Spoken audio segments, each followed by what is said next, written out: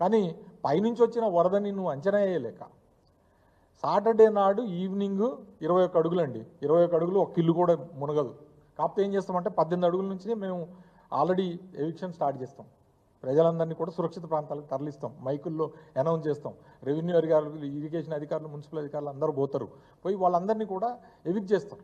వాళ్ళందరికీ కూడా అది అలవాటు. ప్రతి సంవత్సరం కూడా ఒకవేళ వస్తుంటే సామాన్ టగటగటగా సర్దుకుంటారు, టీవీ ఫ్రిడ్జ్లతో సహా ట్రాక్టర్లు వేసుకొని ఆటోలు వేసుకొని వెళ్ళిపోతారు. ఒక్క కాషన్ లేదు, ఒక హెచ్చరిక లేదు, ఒక మైక్ అనౌన్స్మెంట్ లేదు. సండే మార్నింగ్కి వచ్చేటప్పుడు 9 గంటలకి 33 అడుగులకు వచ్చింది.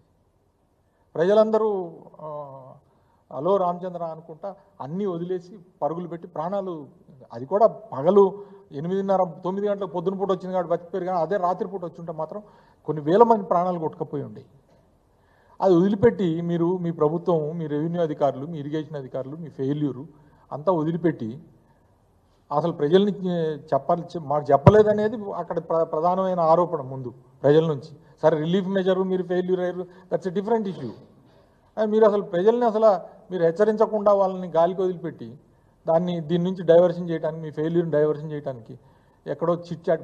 అకేషన్ ఏంటండి? ఫ్లడ్లో అకేషన్లో మేము తిరిగినాం, బురద పూసుకుంటా బురదలో తిరిగినాం. మీరు ఎట్లా తిరిగిర్రు? ఎలక్షన్లో క్యాంపెయిన్కి వచ్చినట్టు తిరిగి చిట్ చాట్ పెట్టి నా మీద ఆరోపణ చేసి బట్టకాల్చి మొహం మీద వేసి వెళ్ళిపోవాలని.